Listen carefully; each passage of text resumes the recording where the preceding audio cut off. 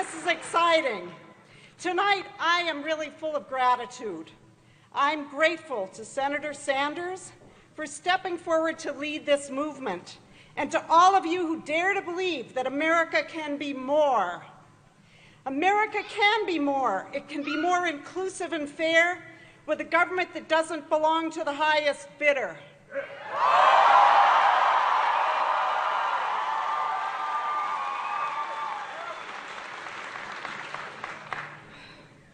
Thank you for believing that America's best days are still ahead, and for believing that we can be in America where corporations are not people and our laws do not confuse money with speech.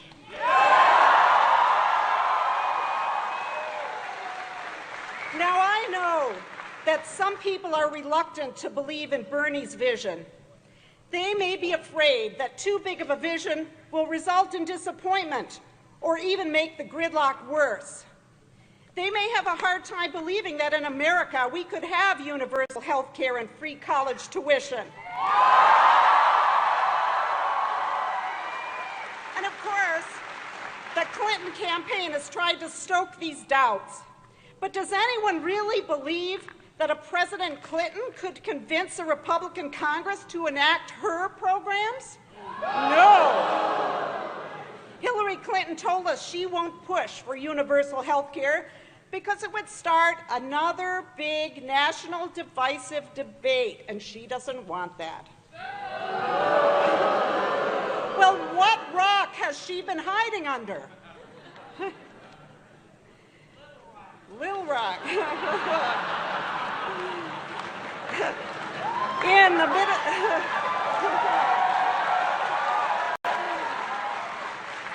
In the Minnesota legislature, I'm on the front lines working on health care for all, and I have news for Hillary.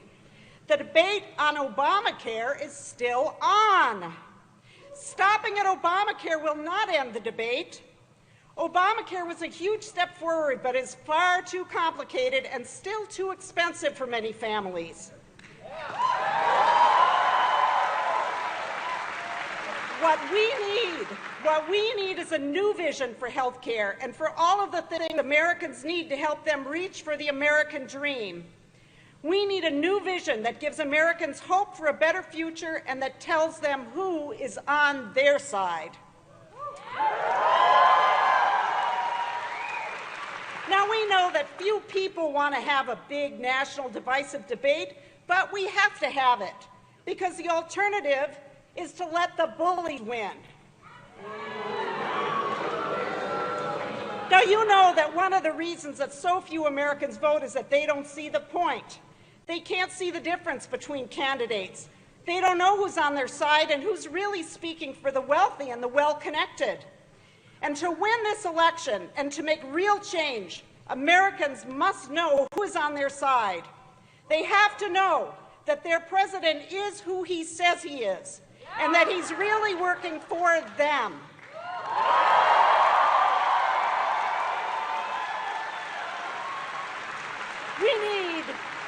We need a clear vision that Bernie offers, because millions of dollars will be spent to confuse and mislead Americans, and only Bernie can break through that noise.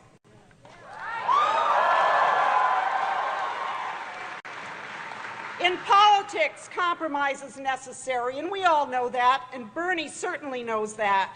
But we will not make progress by cutting down our vision before we even start. Bernie's vision is inspiring millions to work for the America they really want for themselves and for their children.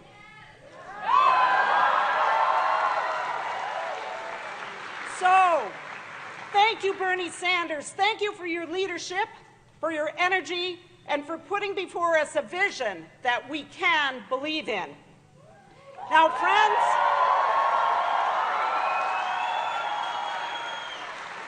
what you've all been waiting for, I give you Bernie Sanders.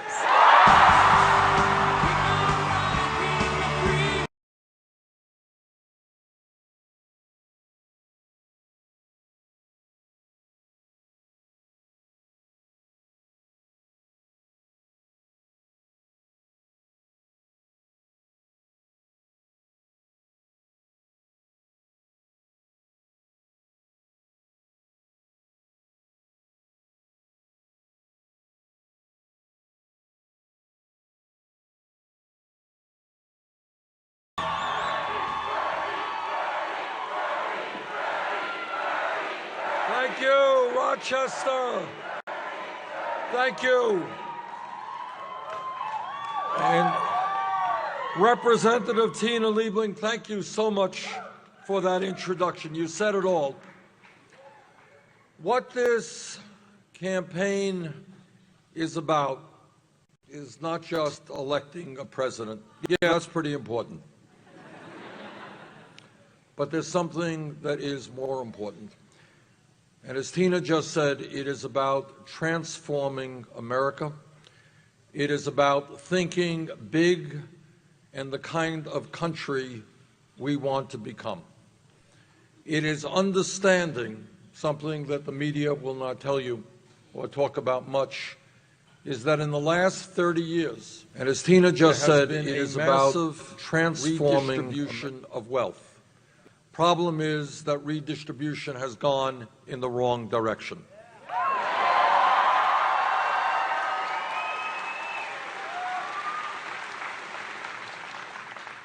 Yes, thank you, President Obama. We are better off today than we were 7 years ago, that's for sure. You know, it's amazing to me that our Republican friends suffer from a very, very serious illness, which seems to be all pervasive among Republicans, and that is short-term amnesia. How they could go forward with a straight face and talk about the problems we have today while ignoring what world Bush left us in when he left office. So we are going to make sure that our Republican friends do not forget that when President Bush left office, we were losing 800,000 jobs a month. Unbelievable. Our deficit was a record-breaking $1.4 trillion. Oh, and by the way, the world's financial system was on the verge of collapse. Other than that, we were doing really good. So to hear Republicans talk about, where we are today without putting it into that context is somewhat of an outrage. But here is another truth. Yes, we are better today than we were 7 years ago. But the reality is that for the last 30 years, under Republican leadership, under Democratic leadership, the middle class of this country has been shrinking, and almost all new income and wealth has been going to the top 1%.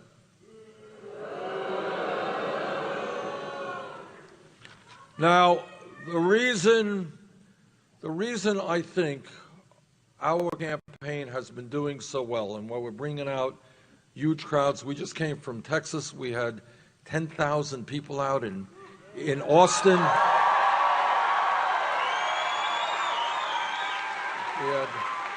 We had 8,000 people out in Dallas, and this is a pretty good turnout tonight. Thank you very much, Rochester.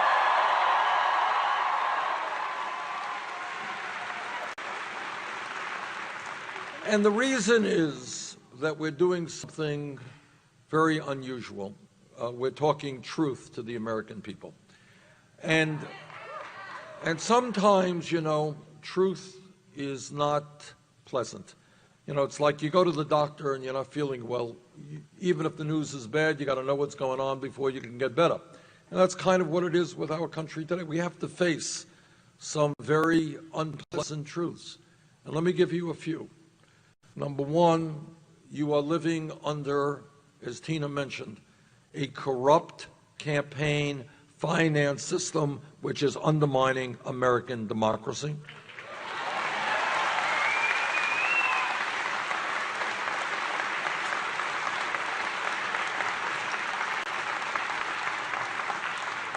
I wish I could describe it in more pleasant terms, but I can't. When you have billionaires and Wall Street and corporate America pouring hundreds and hundreds of millions of dollars into the political process, that is not democracy, that is oligarchy.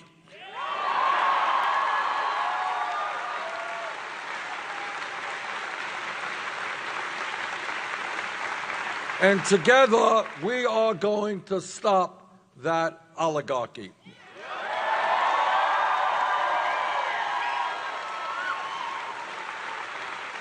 You know what democracy is about, and I really do love democracy, is one person, one vote. It is you disagree with me, that's fine. You got a better idea than me, fight for it. That's a beautiful thing. But what democracy is not about is a handful of billionaires buying elections.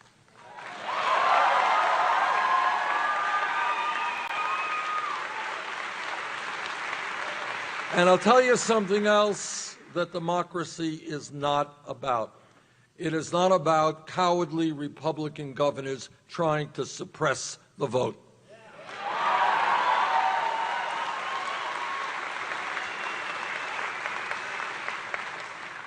You know, I've been in politics for a while. It has never occurred to me to figure out a way to make it harder for people to vote because they might be voting against me. So I say to those Republican governors and legislatures who are trying to make it harder for poor people or old people or people of color to vote, if you are afraid of participating in a free and fair election, get out of politics, get another job.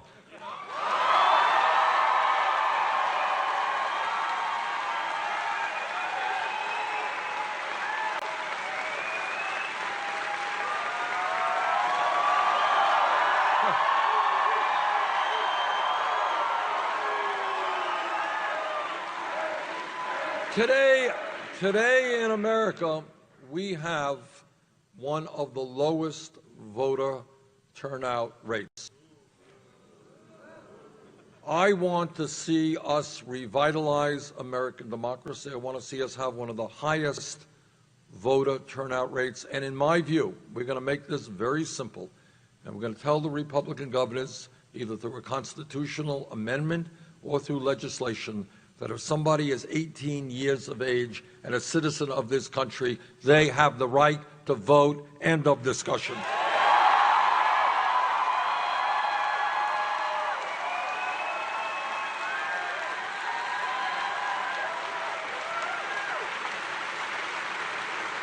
Now, I think the reason that our campaign is doing so well across the country is that we are listening to the pain and the needs of ordinary people and not to the needs of billionaire campaign contributors. And that is a real difference.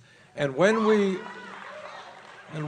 listen to people, what we hear is people coming up to me and saying, Bernie, I can't make it on $9 or $10 an hour.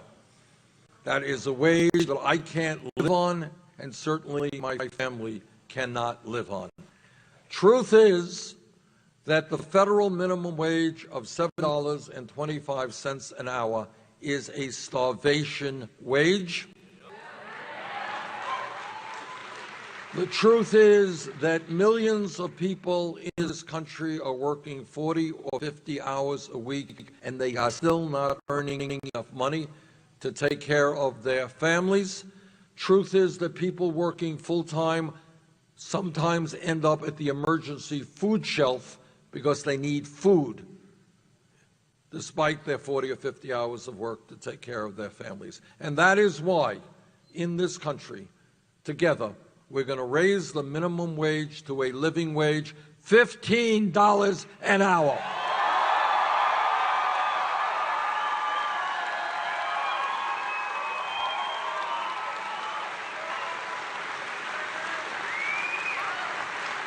Now, what this campaign is about, and it's not easy, is trying to force discussion on issues that Congress chooses not to talk about and media chooses not to talk about.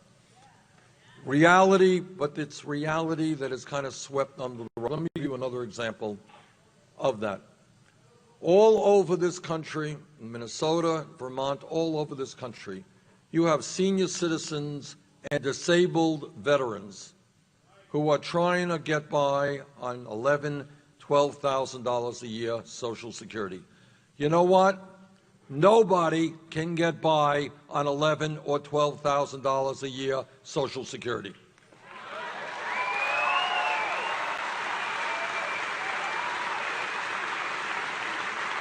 And it's important for a moment, it is important for a moment to try to put ourselves into the life of somebody who is 80, 90 years of age, needs health care, needs prescription drugs, needs to keep their home warm in the winter, needs decent food, and they can't do it on $12,000 a year. Now, many Republicans are busy running all over this country. They want to cut Social Security. Well, I've got bad news for them. We are not going to cut Social Security. We're going to expand Social Security.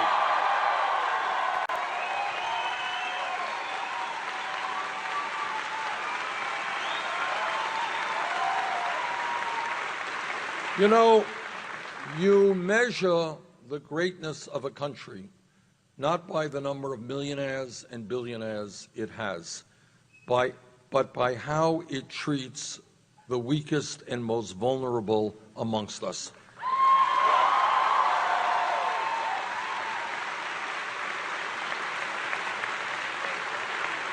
We will not turn our backs on our parents and our grandparents and on disabled veterans. We will stand with them.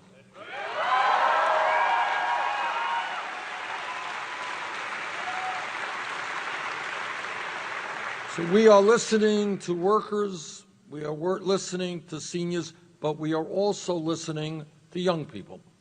And what young people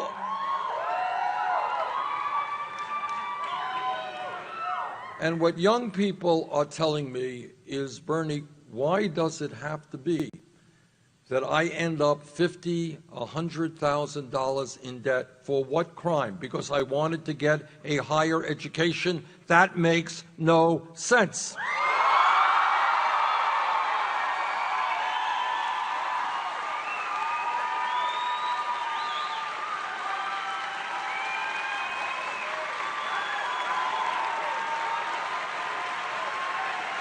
So what this campaign is about is asking people to go beyond the status quo. Don't think small. Ask yourself a simple question. What kind of world do we live in? What kind of craziness exists when we are severely punishing millions of people for what crime? The crime of trying to get a good education. That is nuts. And we're going to change that.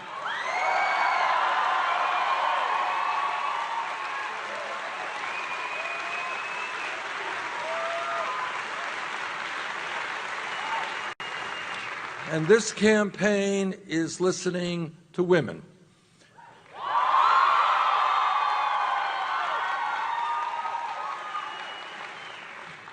And what the women are saying is, why does it happen that when we go to work and we're working alongside of some guy doing the same job, why are we getting 79 cents on the dollar compared to that guy?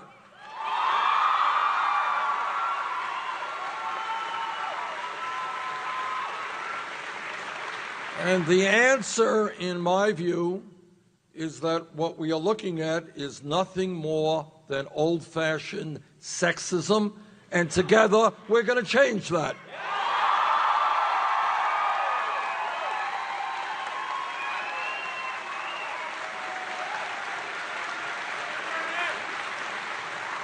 And this campaign is listening to the African American community.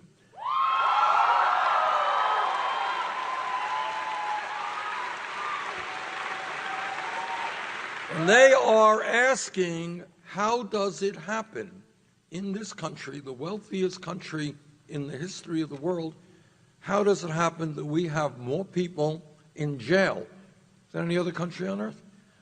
China, 4 times our size, has fewer people in jail than we do. How does that happen?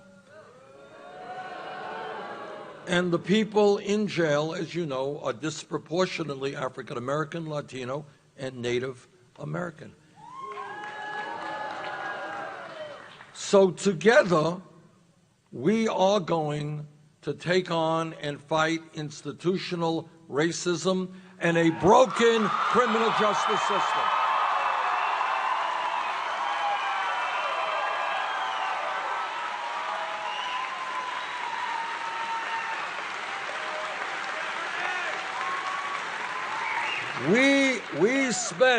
We spend $80 billion a year of taxpayer money locking up fellow Americans. There are a lot better ways to spend money than locking up fellow Americans.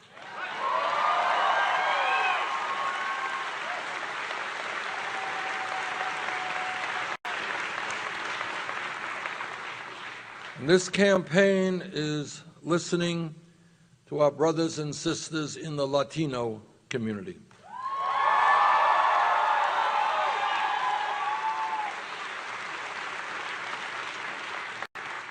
And they are telling me that they are tired of being exploited, tired of living in the shadows, tired of seeing a family member being deported and families being separated. And what they want and what I want is comprehensive immigration reform and a path toward citizenship.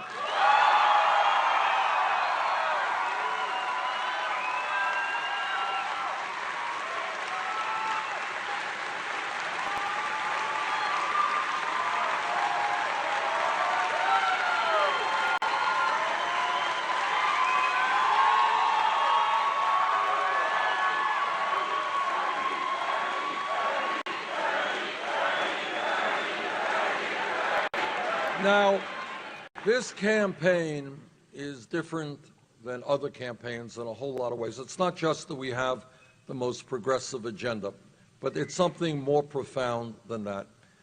It is me telling you what no other candidate for president will tell you, and that is that no president, not Bernie Sanders or anybody else, can make the changes this country desperately needs alone. Can't do it alone.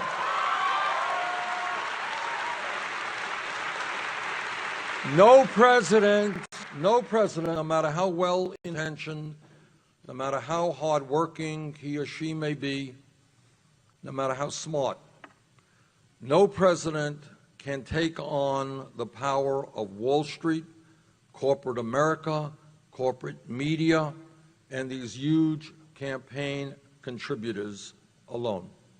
And that is why, yeah, I'm going to be asking for your vote on Tuesday, but I need more than that from you.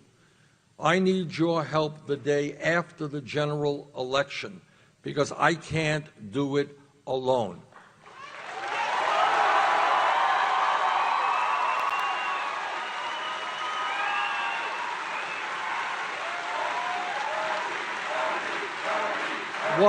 What the political revolution is about is revitalizing American democracy and making sure that every American understands that, yes, football is a spectator sport. Democracy is not a spectator sport.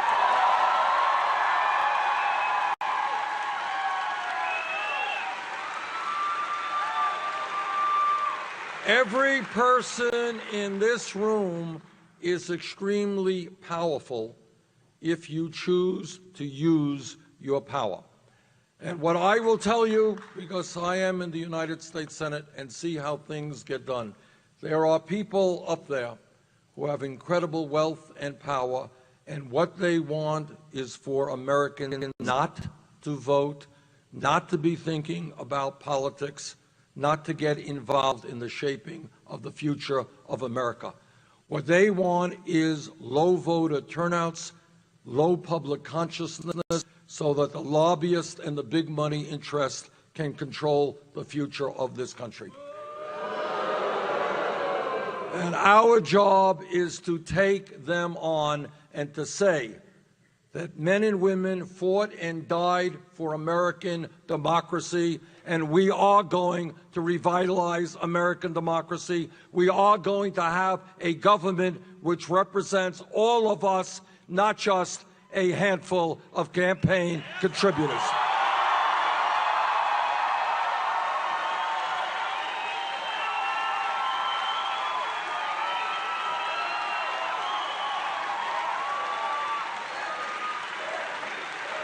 Now, I want to take a brief moment just to mention to you the differences on some key issues between Secretary Clinton and myself. Number one, maybe most importantly, when we began this campaign, we had to make a very important decision. And that decision was, do we have a super PAC or do we not have a super PAC? We concluded at the end of about 1 second that given the fact that we don't represent Wall Street, we don't represent the billionaire class, we will not have a super PAC.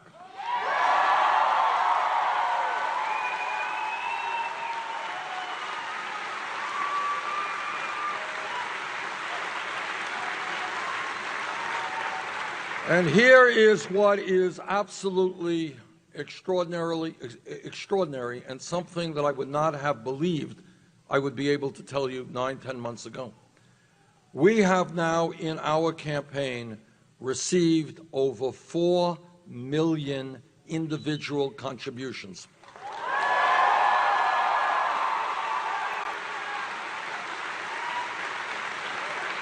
That is more contributions than any candidate in the history of this country up until this point.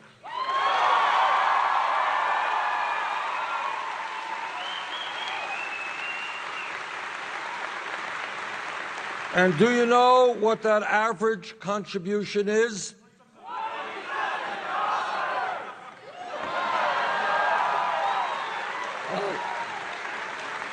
With such a brilliant audience here, there's no way we're going to lose Minnesota. I can see that.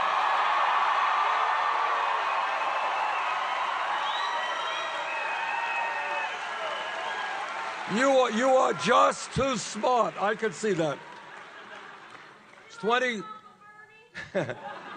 It is $27. And to paraphrase Abraham Lincoln at Gettysburg, this is a campaign of the people, by the people, and for the people, and I'm proud of that.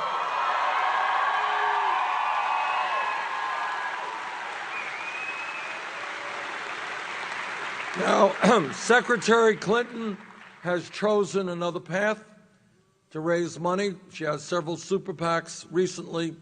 One of her super PACs reported raising $25 million in a filing period, $15 million from Wall Street. Now, every candidate, Democrat or Republican, throughout history has always said, oh yes, I receive millions and millions of dollars from Wall Street, the drug companies, the fossil fuel industry. Doesn't impact me. Doesn't impact me. They just give me that money for the fun of it. They just throw that money around, doesn't impact me. And then on top of that, Secretary Clinton, as you may know, gave some speeches to Goldman Sachs for $225,000 a speech. Now, I think if you get $225,000 for a speech, it must be a really excellent, wonderful speech. And therefore, you should be very proud to release the transcript of that speech.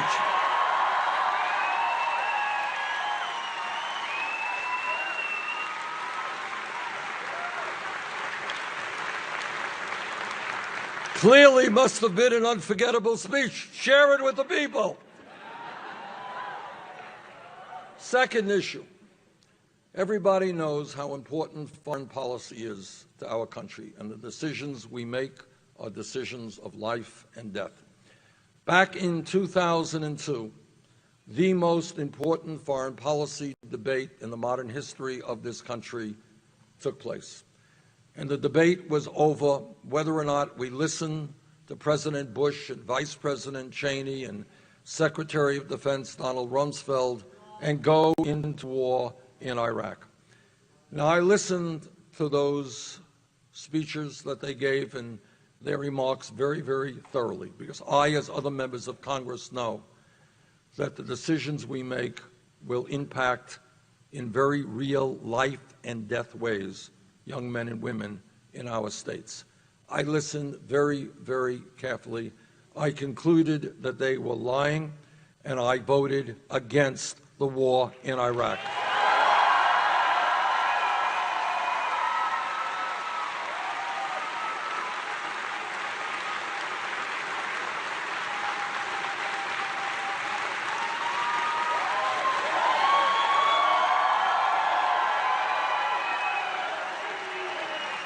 And it gives me, as the senator from a state which suffered very heavy casualties in that war, it gives me no pleasure to tell you that much of what I feared would happen if we invaded Iraq, in fact, did happen.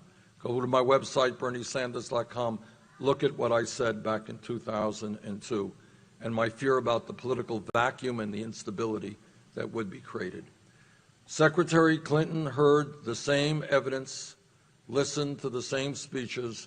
She voted for the war. That's a real difference. When we talk about why the middle class is disappearing and why, for millions of Americans, real wages are going down, a lot of that has to do with our disastrous trade policies like NAFTA, CAFTA, permanent normal trade relations with China.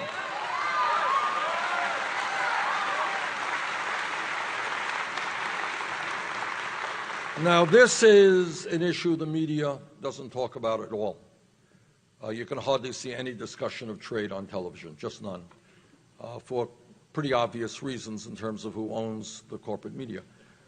But these are issues of huge consequence. And what this trade issue is about is not complicated.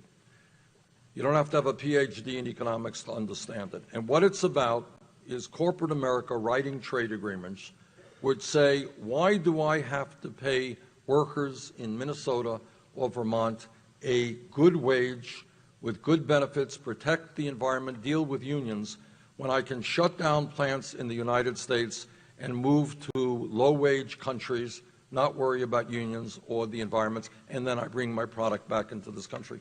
That's all that is. And here's what's happened. Since 2001, we have lost almost 60,000 factories in this country and millions of decent-paying jobs. People who once worked in a factory, made a middle-class wage, had good benefits, are now flipping hamburgers at McDonald's. Now, I voted and helped lead the opposition against all of these trade agreements. I am helping to lead the opposition against the TPP.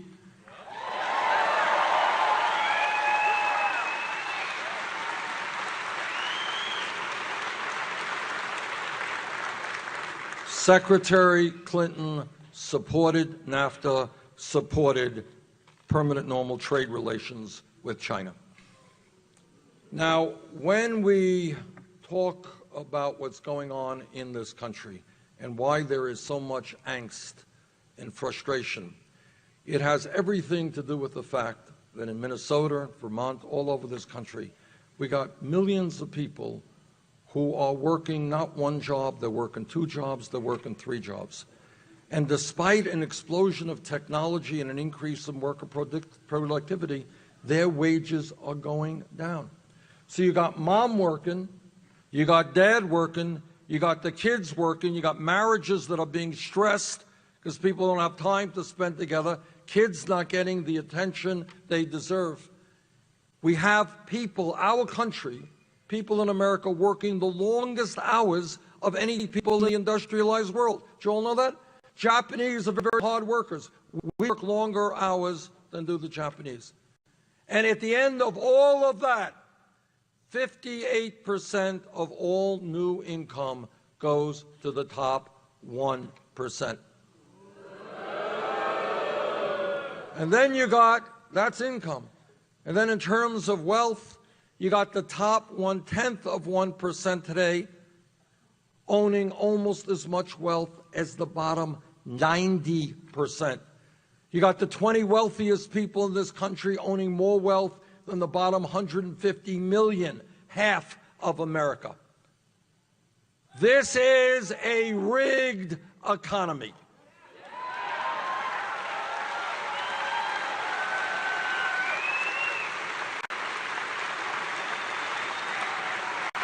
You know, heads they win, tails you lose. So together, you ready for a radical idea? Together, we are going to create an economy that works for working families, not just the 1%.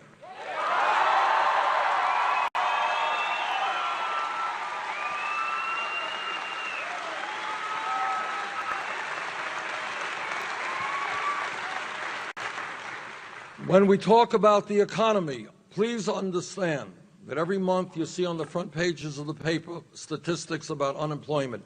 Official unemployment nationally is 5%. Anyone believe that? No. You're right. It's really, if you look at people who have given up looking for work and who are working part-time, real unemployment is close to 10%.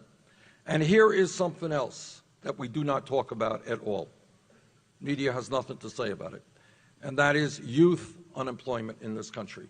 Kids who graduated high school between 17 and 20. If those kids are white, 33% are unemployed or underemployed. Latino, 36%. African American, 51%. And if anyone here thinks there is not a direct correlation between that outrageously high rate of youth unemployment and the fact that we have more people in jail than any other country, you would be missing an important point. So here's radical idea number 2. We are going to invest for our young people in jobs and education, not jails and incarceration.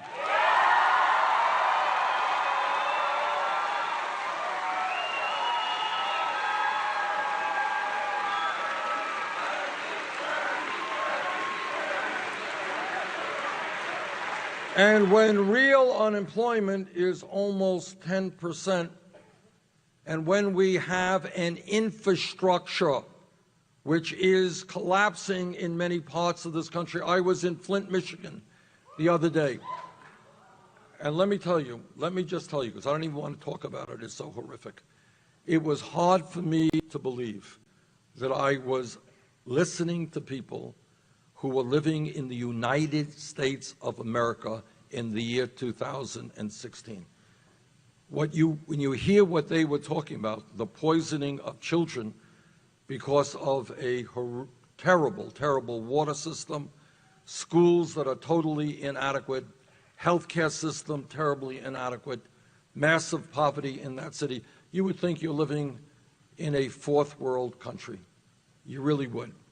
But it's not just Flint. All over this country, we have water systems in trouble, wastewater plants, roads, bridges, rail system, airports, levees, and dams.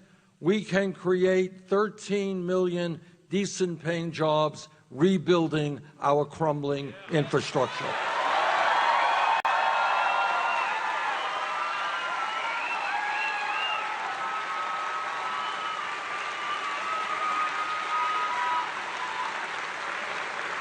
Think about America. Think about an America which has the best rail system in the world. Think about an America which has great public transportation, which has state-of-the-art water systems and wastewater plants, and which creates millions of jobs doing that. And when we look at our educational system, we should be hiring teachers, not firing teachers.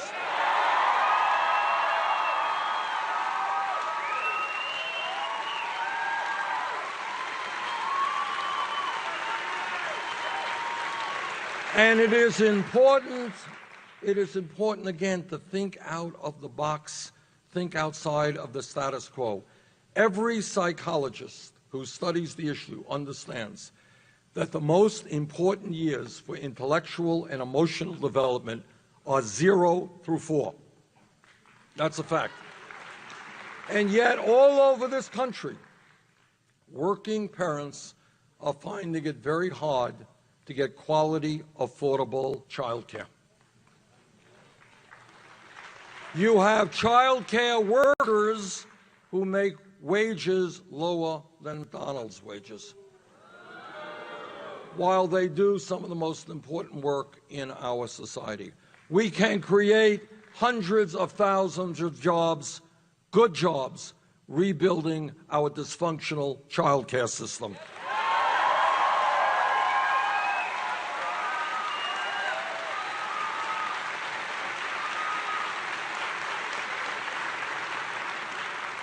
Now, Jane and I, you met Jane and I, have been married 27 years. We have four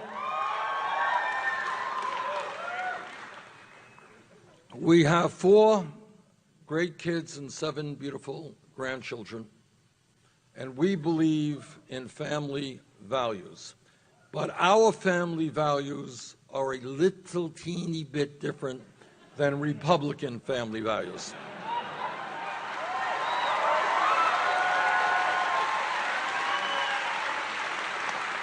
And I want everybody here to understand what Republican family values are, what they mean. And what they mean when they talk about family values is that no woman in this room, in this state, in this country should have the right to control her own body. I disagree.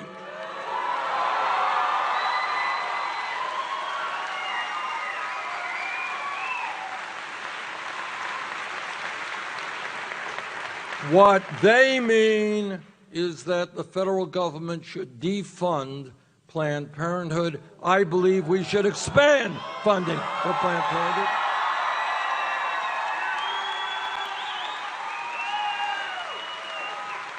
What they mean about family values is that our gay brothers and sisters should not have the right to be married.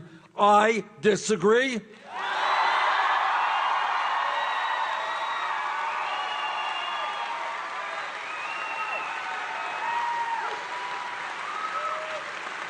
And when I talk about family values, what I talk about is the international embarrassment of the United States being one of the few countries in the world, not just major, but even poor countries, that does not guarantee paid family and medical leave.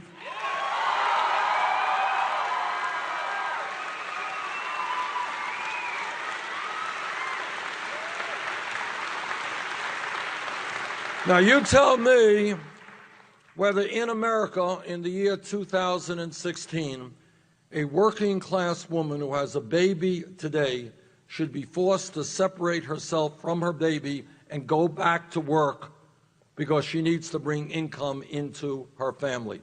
That is not a family value. What we need to do is pass legislation in Congress right now which guarantees 3 months of paid family and medical leave.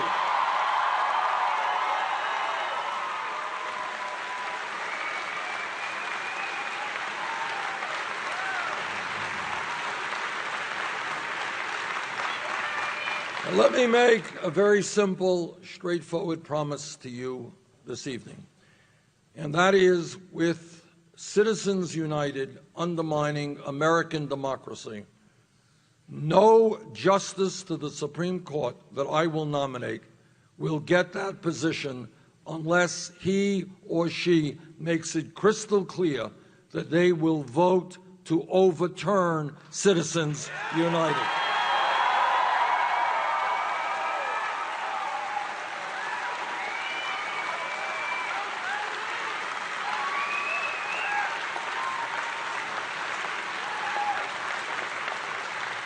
And when we talk about the economy today, everybody here understands that we live in a competitive global economy. We need the best educated workforce in the world. It is incomprehensible to me, and again, I ask you to think outside of the box. Incomprehensible that hundreds of thousands of bright young people, qualified young people, who want to go to college are unable to do so because their families lack the money. That's pretty easy stuff. And that is why I believe that in the year 2016, when we talk about public education, it's not good enough to talk about first grade through 12th grade. We have got to make public colleges and universities tuition free.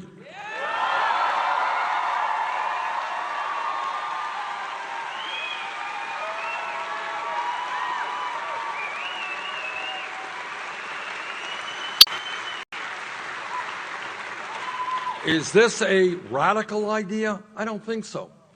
Germany does it, Scandinavia does it, countries all over the world. They are investing in their young people, investing in the future.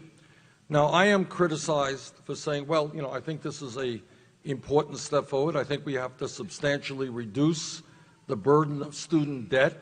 And then people say, well, that's, you want to make public colleges, universities tuition free, you want to lower student debt. It's an expensive proposition. It is, about $70 billion a year. How am I going to pay for it? We're going to pay for it by putting a tax on Wall Street speculation.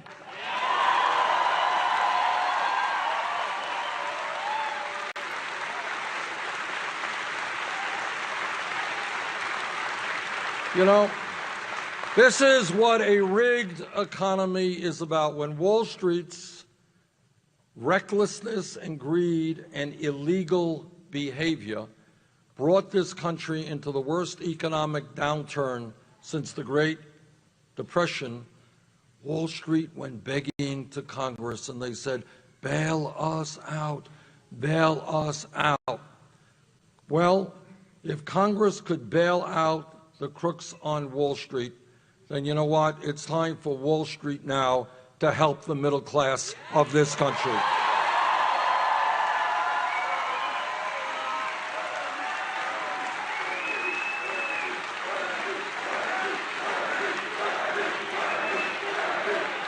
Let me say a word about Wall Street, because I think very few people recognize the incredible power that they have over our country. When I talk about a corrupt campaign finance system and a rigged economy and a broken criminal justice system, it all comes together in one brief story. Some of you may have read about a month ago that Goldman Sachs, one of the large financial institutions on Wall Street, agreed to a settlement with the U.S. government for $5 billion. $5 billion. Now, why did they reach that agreement? They reached that agreement because, of course, they were selling fraudulent and worthless packages of subprime mortgage loans.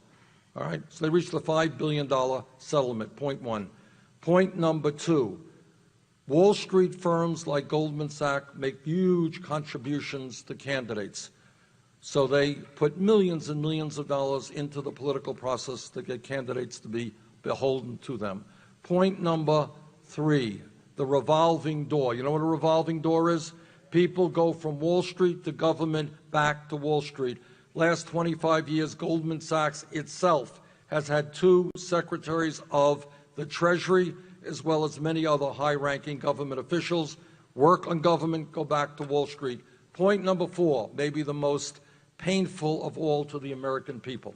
Some kid in Minnesota today, or Vermont, gets picked up for having marijuana, possessing marijuana. That kid gets a criminal record which stays with him for his entire life. But if you are an executive on Wall Street whose fraudulent behavior destroyed the lives of millions of people, you know what happens to you? No, wrong. You get a salary increase.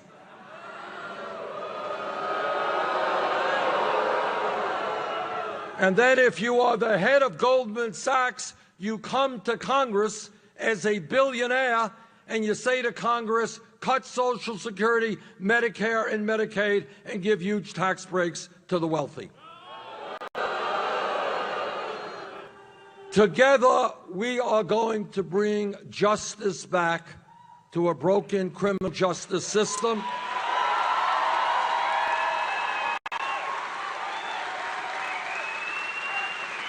And that means, you know, justice under the law is a profound statement, something deeply embedded in who we are as Americans. And what it means is if you're poor and you break the law, you're going to pay the price. If you're rich and you break the law, you are going to pay the price. That does not happen in America today. Together, we are going to bring justice back to the criminal justice system.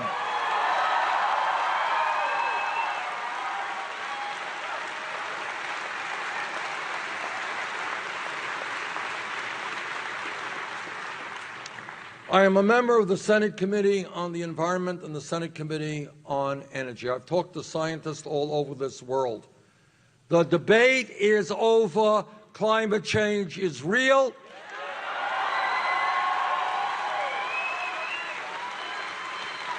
It is caused by human activity, is already doing devastating harm in America and all over this world. We have a moral responsibility to future generations to stand up to the fossil fuel industry, to transform our energy system away from fossil fuel to energy efficiency and sustainable energy.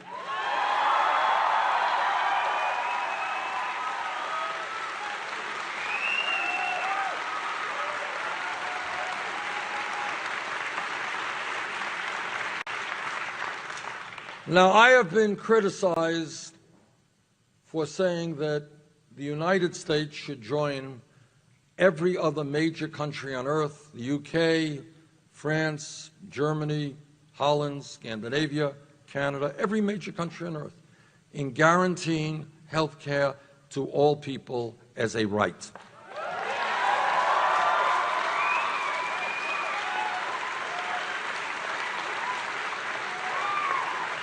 As Tina pointed out, the Affordable Care Act has done a lot of good things, but we have got to go further. Today in America, 29 million people, zero health insurance. Many of you are underinsured with high deductibles and copayments, and we pay by far the highest prices in the world for prescription drugs. In fact, we're getting ripped off right and left by the pharmaceutical industry. 1 out of 5 Americans cannot afford to fill the prescriptions their doctors write, which is pretty crazy. Meanwhile, on top of all of that, we end up paying far, far more per capita for health care than any other country on earth, which leads me to the conclusion that the way forward is a Medicare for all single-payer program.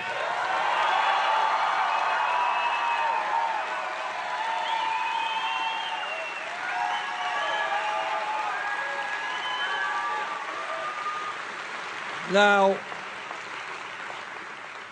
people can disagree with me all they want, but it is my view that health care is a right of all people, not a privilege.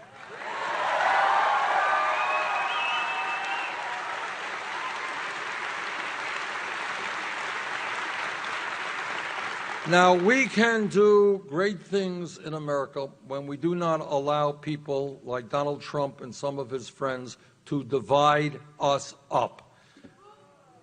To divide us up and make attacks against Latinos, vicious attacks, or against Muslims or against African Americans or whatever. When we stand together, there is nothing that we cannot accomplish. Now, I look forward very much, boy, it would make me so happy, to have the opportunity to run against Donald Trump.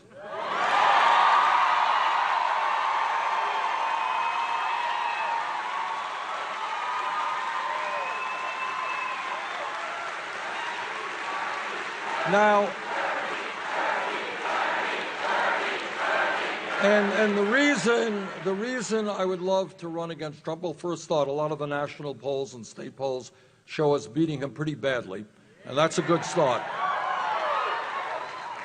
But the reason that I'd like to run against Trump is that we will defeat him because the American people do not agree with him, that we should give hundreds of billions of dollars in tax breaks to billionaire families like his. The American people do not believe or agree with Trump when he thinks we should not raise a $7.25 minimum wage. The American people do not agree with Donald Trump when he says in a Republican debate, if you can believe it, that wages in America are too high.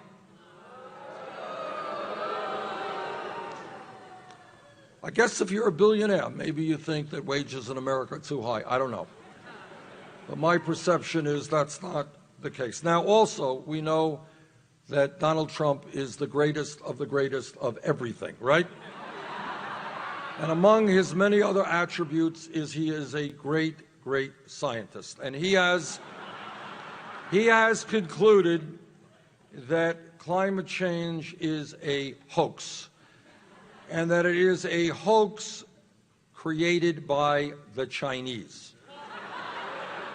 Now, I was shocked to hear that, because I thought from Trump's perspective that it would have been a hoax created by Mexicans or the Muslims, but the Chinese kind of took me back a bit. All right, we will together defeat Donald Trump because the American...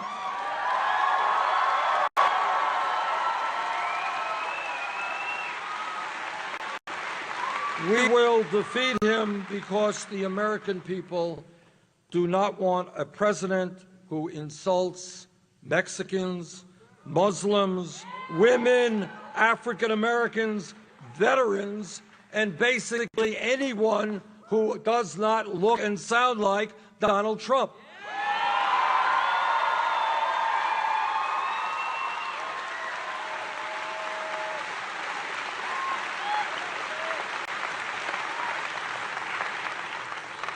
We will win because togetherness, bringing people together, trumps divisiveness.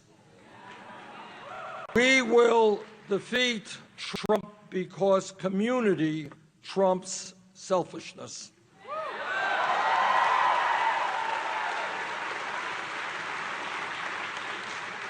And most significantly, and the deepest point that I can make, we will defeat Trump because love trumps hatred.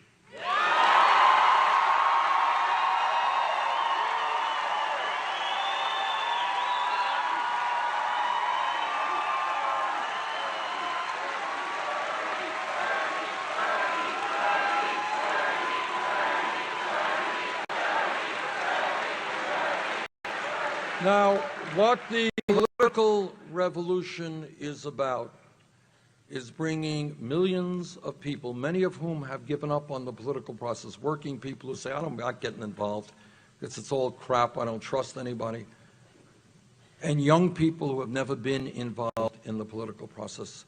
It's bringing people together by the millions to stand up and say something very simple. And that is that the government of this country belongs to all of us, not just a few. Now, what politics is about is not just wearing a pin or coming to a rally. It is more than that. It is getting deeply involved in the political process.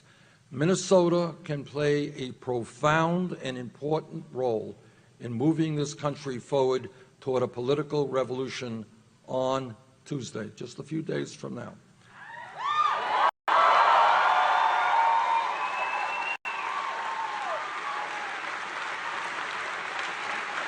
In Minnesota, we will win if the voter turnout is high. I have no doubt about that. We will not win if voter turnout is low. Your job, and I ask you to do this, is to work as hard as you can to bring out as many people as you can on Tuesday.